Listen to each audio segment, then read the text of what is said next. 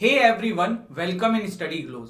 Myanmar से उड़ते उड़ते खबर आ रही है कि वहां की one of the most popular leader आज तक के इतिहास के अंदर जो रही हैं, ऑन्ग सन सुई की जी को दे दी गई है 5 साल के लिए वहां की मिलिट्री ने सजा on the charges of corruption. देखो, म्यांमार की जो पॉलिटिक्स है ना, ये काफी समय से बड़ी उथल पुथल मचा रही है। और थोड़ा सा इसका पहले इतिहास जानेंगे, फिर आएंगे कि अभी सिचुएशन क्या है। देखो, म्यांमार को आजादी जो है वो 1948 में मिली थी। उसके बाद वहां पे सिविल वॉर टाइप का शुरू हो गया था एंड इन 1951 वहां की आर्मी ने पूरे म्यांमार का कंट्रोल ले लिया था। देखो, कहीं भी किसी कंट्री में अगर सिविल वॉर होता है ना, तो सबसे पहले इसका फायदा उठाती है वहां की मिलिट्री एंड सत्ता में आ जाती है। आप किसी भी कंट्री का इतिहास उठा के देख लो, म्यांमार में भी 1951 में यही हुआ था। 1951 से लेके 1990 1992 तक वहां पे जो है मिलिट्री रूल लगातार चलता रहा। 1990 के आसपास से आप वहां पे देखते हैं कि म्यांमार की जो सुप्रीम लीडर जो आज की डेट में है, ऑन्ग सन सुई की जी, इनके द्वारा डिमांड करी गई डेमोक्रेसी की। 1992 के बाद काफी सारे प्रोटेस्ट होने लगे, चीजें होने लगी कि डेमोक्रेसी को लाया जाए, अलग अलग तरगाहों से, अलग अलग मंच से इस तरीके की डिमांड उठने लगी। फाइनली वहां की मिलिट्री ने जो है 2008 में घुटने टेके। म्यांमार को 2008 में मिलता है अपना देश का कॉन्स्टिट्यूशन, बट मिलिट्री जो है ना, यहां भी दिमाग खेल जाती है। दिमाग क्या खेलती है? मिलिट्री ये सुनिश्चित करती है कि पार्लियामेंट में जो कुछ सीटें हैं ना, वो रिजर्व रहे फॉर मिलिट्री। 25% सीट जो है ना, मिलिट्री ने रिजर्व कर ली फॉर मिलिट्री पर्सनल्स, और जिसमें जो है मिलिट्री के बंदे रहते थे। और साथ ही साथ कॉन्स्टिट्यूशन के अंदर ना, वहां की आर्मी जो है एक नया टाइप का कानून लेके आई। वो कानून ये लेके आई कि अगर किसी भी बंदा या बंदी का स्पाउस जो है ना, वो फॉरेनर है, तो such type of person can not be the leader of the country. Aung San Suu की जी जो बहुत पॉपुलर थी, जिन्होंने डेमोक्रेसी की सबसे ज्यादा डिमांड करी थी, इनके जो हस्बैंड है ना, वो फॉरेनर थे। तो इसी वजह से ये जो है इस लिस्ट से ही बाहर हो गई। लेकिन ऑन्ग सन सुई जी की जो पार्टी है, एनएलडी जिसको बोला जाता है शॉर्ट में, ये इलेक्शन जीत जाती है। और 2016 के अंदर ना, इनकी पॉलिटिकल पार्टी वहां पे विनर होकर सामने आती है। लेकिन प्रॉब्लम क्या हुई कि भैया कॉन्स्टिट्यूशन के according she can not be the head, तो ये अपने ही किसी नुमाइंदे को हेड बनाती हैं and de facto national leadership इनके कंट्रोल में आ जाती है। मतलब हेड यही होती है, लेकिन बस पोस्ट पे ये नहीं होती हैं। तो ये आफ्टर 2015 इलेक्शन हुआ, फिर क्या हुआ, चीजें चली, फिर से इलेक्शन हुआ। 2020 में इलेक्शन जब आया, तब एनएलडी जो है वो और प्रचंड बहुमत के साथ सत्ता में आ जाती है। ऑन्ग सन सुई की जी की जो है जय जय होने लग जाती है। लेकिन अब मिलिट्री को बर्दाश्त नहीं था। मिलिट्री को बर्दाश्त इसलिए नहीं था क्योंकि उनको डर था कि ये जो है ना, ये कॉन्स्टिट्यूशन में चेंज ले आएंगी। चेंज क्या लेके आएंगी? ये जो 25% सीट्स हमने पार्लियामेंट में आर्मी पर्सनल्स के लिए रखी है ना, ये अब उसको खत्म कर देंगी। उड़ते उड़ते खबर ये बात सच भी थी, ऐसा ही करने के प्लान में भी थी। हुआ क्या, 1 फरवरी 2021 को पार्लियामेंट को भंग करते हुए वहां की मिलिट्री ने कूप कर दिया। जनता सिस्टम वहां पे आ गया। जुनता जो बोलते हैं, जनता नहीं, जुनता जो बोलते हैं, JUNT है, मतलब जब आर्मी रूल कर लेती है।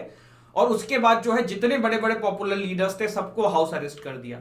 उसके बाद जो है वहां की आर्मी जो है वो काफी सारे ट्रायल चला रही है अलग अलग वहां के लीडर्स के ऊपर। काफी सारों को जेल हो गई थी।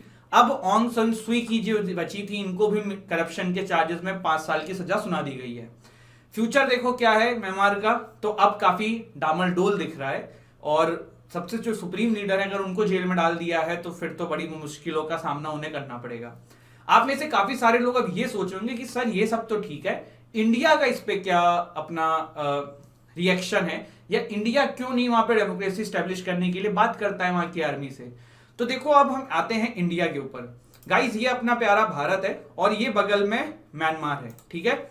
1990 तक हमारी सरकार ने ये गलती करी थी कि म्यांमार के साथ डिप्लोमेटिक रिलेशंस नहीं रखे थे। क्यों नहीं रखे थे? उनका ये कहना था, भैया यहाँ पे जो है ये डेमोक्रेसी है नहीं, हम बातचीत नहीं करेंगे।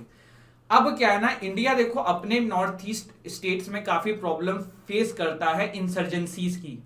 जो यहाँ पे इंसर्जेंट्स होते हैं ना, वो बॉर्डर एरियाज में कुछ भी हरकतें करके म्यांमार के बॉर्डर में घुस जाते थे कुछ दिन के लिए, फिर आके फिर कुछ करके फिर वापस लौट जा रहे थे। तो इस तरीके की गतिविधि जो है ना, जब 1990s के आसपास तक बहुत बढ़ गई थी, तब हमारी गवर्नमेंट ने म्यांमार के साथ रिलेशन बनाना शुरू किया। और इनकी आर्मी जो है ना, म्यांमार की आर्मी हमारी बहुत मदद करती है इन बॉर्डर एरियाज में इंसर्जेंसी को खत्म करने के लिए। इंडिया की समस्या यही है कि अगर वो आर्मी से पंगा वहां की ले लेगा, तो फिर यहां पे आपको जो हेल्प मिल रही है वो नहीं मिलेगी। एंड एवरीवेयर पहले इंसान अपनी खुद की सोचता है, तो भारत का पहला इंटरेस्ट तो यही है कि भाई हमारे जो बॉर्डर्स हैं वहां पे टेंशन खत्म हो। दूसरा, रोहिंग्याज वाले मामले में भी म्यांमार जो है वो काफी कोशिश करता है कि ज्यादा वहां से लोग यहाँ ना आ पाए। तो ये कुछ कारण जिसकी वजह से इंडिया जो है ना डायरेक्टली ओपन वहां की आर्मी को क्रिटिसाइज भी नहीं करता है। बस इंडिया के जो मतलब आप कह सकते हो कि जो स्टेटमेंट्स आते हैं ना वो घुमा फिरा के आते हैं कि म्यांमार जो है वो डिप्लोमेटिक रिलेशन लेके आए, कुछ इस तरीके की बातें। तो आई होप आपको ये सारी चीजें क्लियर हुई हों। एक क्वेश्चन आप लोगों के दिमाग में आया होगा, नहीं आया तो आना चाहिए था, कि सर ये आजादी के बाद ना म्यांमार के अंदर ऐसा क्या हुआ कि यहाँ पे सिविल वॉर की सिचुएशन हो गई। तो देखो, आपको अफगानिस्तान की कहानी याद है।